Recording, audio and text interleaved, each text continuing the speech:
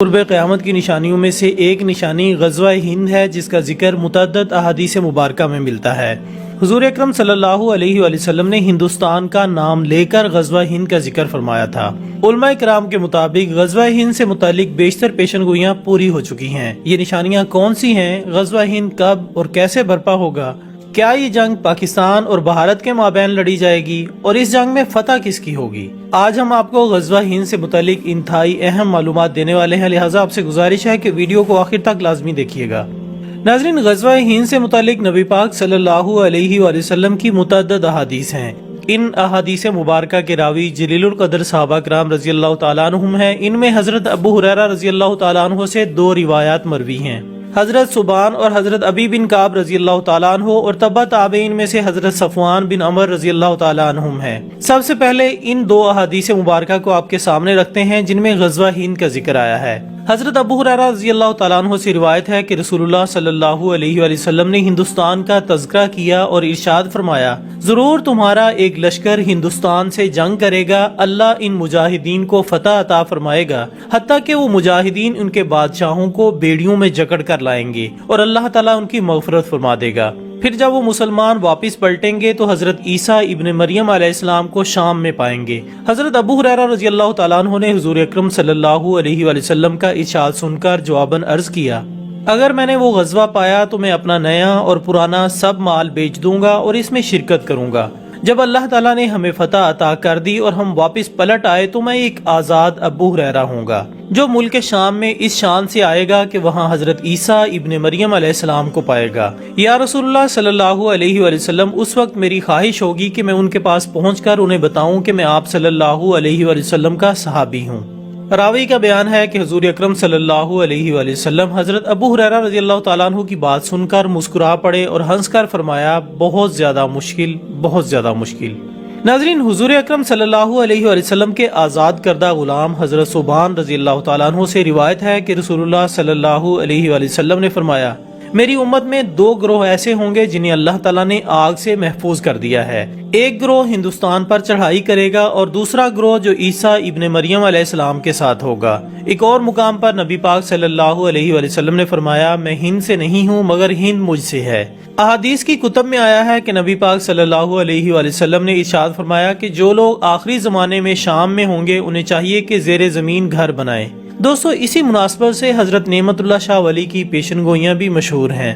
نعمت اللہ شاہ ولی فرماتے ہیں کہ غزوہ ہند کے دوران دریائے اٹک 3 دفعہ خون سے لال ہو جائے گا، سرحد کے غازیوں سے زمین کانپے گی، دلی اور کشمیر فتح ہوگا اور حضرت امام مہدی علیہ السلام کا خیمہ غوطہ میں ہوگا۔ غزوہ ہند آخری فیصلہ کن مارکہ ہوگا۔ اسی حوالے سے علماء کرام کہتے ہیں کہ ایک زمانہ آئے گا کہ جب عرب انتہائی غیر مستحکم ہوں گے تو اللہ ایک غیر عرب قوم کو اٹھائے گا جو کہ ہتھیاروں اور لڑائی میں عربوں سے بہتر ہوگی اور ہندوستان پر قبضہ کرے گی۔ ناظرین، دراصل غزوہ ہند ایک ایسی جنگ ہے جس میں تمام ہندوستان کو مسلمان از سر نو فتح کر لیں گے۔ یہ ایک مکمل فتح ہوگی جس میں ہندوستان کے تمام سردار بیڑیوں میں جکڑے جائیں گے۔ غالب امکان یہ ہے کہ یہ جنگ حضرت امام مہدی علیہ السلام کی سربراہی میں لڑی جائے گی اور بڑھتے بڑھتے بالآخر تمام دنیا پر حضرت امام مہدی علیہ السلام اسلامی اقدار قائم کر دیں گے، جس کے بعد حضرت عیسیٰ ابن مریم علیہ السلام کا نزول ہوگا جو کہ آخری جنگ یعنی ہر مجدون شمار ہوگی۔ ایک سوال جو کہ غزوہ ہند کے بارے میں پوچھا جاتا ہے وہ یہ ہے کہ غزوہ اس جنگ کو کہا جاتا ہے جس میں نبی پاک صلی اللہ علیہ وآلہ وسلم خود شریک ہوئے ہوں۔ تو اب تو آپ صلی اللہ علیہ وآلہ وسلم وصال فرما چکے ہیں، تو اس جنگ کو غزوہ کیوں کہا جاتا ہے؟ اس کا جواب علماء کرام دیتے ہیں کہ نبی پاک صلی اللہ علیہ وآلہ وسلم غزوہ مؤتہ میں شریک نہیں تھے مگر پھر بھی اس کو غزوہ کہا جاتا ہے۔ اس کا دوسرا جواب یہ ہے کہ حضرت امام مہدی نبی پاک صلی اللہ علیہ وآلہ وسلم کے نائب اور امتی ہیں۔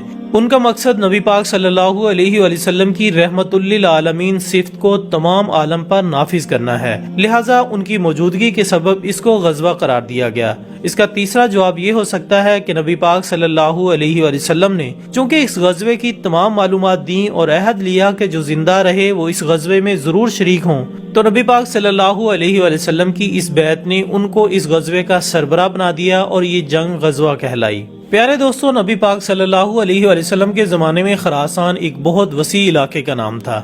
اس میں ایران، افغانستان، پاکستان کی ملاکنڈ ایجنسی اور وسط ایشیائی ریاستیں شامل تھیں۔ جب نبی پاک صلی اللہ علیہ وآلہ وسلم فرماتے ہیں کہ خراسان سے کالے جھنڈے اٹھیں گے اور غزوہ ہند جیتیں گے، تو اس میں ایک کثیر الملکی فوج کا مفہوم بھی ہو سکتا ہے۔ جیسا کہ ہم دوسری حدیث میں غیر عرب فوج کی فتح کی نوید سنتے ہیں، پاکستانی فوج بھی ایک غیر عرب فوج ہے جس کے ہتھیار اور کارکردگی عربوں سے بہتر ہے، لہٰذا جس فوج کا ذکر ہے وہ پاکستانی فوج ہے اور اس کے ایٹمی ہتھیار بھی ہو سکتے ہیں۔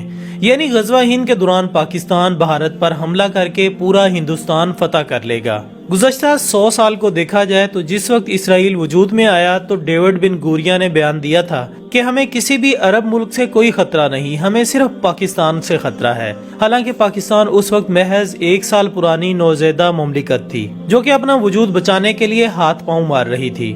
خواتین و حضرات، علماء کرام فرماتے ہیں کہ جب نبی پاک صلی اللہ علیہ وآلہ وسلم فرماتے ہیں کہ میں ہند سے نہیں ہوں مگر ہند مجھ سے ہے، تو ان کا اشارہ پاکستان کی طرف ہو سکتا ہے۔ ظاہر ہے بھارت میں رہنے والے ہندوؤں کو تو وہ بیڑیوں میں قید کرنے کا حکم فرما رہے ہیں۔ اس حوالے سے بہت سے روحانی واقعات ہیں جو کہ پاکستان کو وجود میں لانے کا سبب بنے اور ابھی تک پاکستان کو قائم رکھے ہوئے ہیں۔ اسی نقطے کو نظر میں رکھتے ہوئے امکان یہ ہے کہ اللہ تعالیٰ ایک سپریم کمانڈر بھی پاکستان میں بھیجے گا جو کہ تمام دنیا میں اسلام قائم کرے گا اور غزوہ ہند کی فتوحات کو بھی اللہ کے حکم سے ممکن بنائے گا۔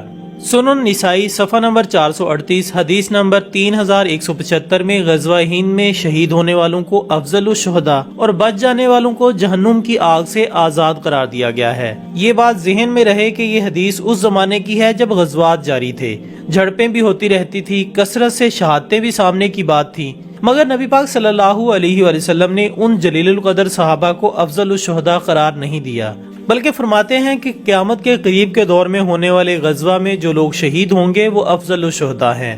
صرف اسی بات سے آپ غزوہ ہند کی اہمیت کا اندازہ کر لیں اور اس میں شریک ہونے والے مومنوں کے درجات کا اندازہ لگا لیں، لہٰذا جس کی زندگی میں یہ غزوہ لڑا جائے اسے اس میں ضرور شرکت کرنی چاہیے۔ حضرت عیسیٰ علیہ السلام کا نزول غزوہ ہند کے دوران ممکن نہیں، کیونکہ حضرت عیسیٰ علیہ السلام اس وقت ظاہر ہوں گے جب حضرت امام مہدی علیہ السلام غزوہ ہند کی فتوحات مکمل کر کے شام کی طرف بڑھیں گے۔ لہٰذا کہا جا سکتا ہے کہ غزوہ ہند ایک آن گوئنگ پروسیس ہے جو کہ شاید پاک بھارت جنگ سے شروع ہو اور اس میں افغانی، ایرانی اور وسط ایشیائی ریاستوں کے مومن بھی پاکستانیوں کے ساتھ شامل ہوں گے۔ پورے برصغیر پاک و ہند پر مسلمانوں کا مکمل غلبہ ہو جانے کے بعد یہ جنگ اپنا رخ موڑے گی اور عرب علاقوں میں چلی جائے گی۔ تو ناظرین، یہ تھی ہماری آج کی ویڈیو۔ ہم امید کرتے ہیں کہ آپ کو یہ ویڈیو ضرور پسند آئی ہوگی۔ انشاءاللہ بہت جلد دوبارہ ملاقات ہوگی ایک اور اچھی سی ویڈیو کے ساتھ۔ تب تک اپنا دوستوں، رشتہ داروں اور گردنواہ کے تمام لوگوں کا بہت خیال رکھیے۔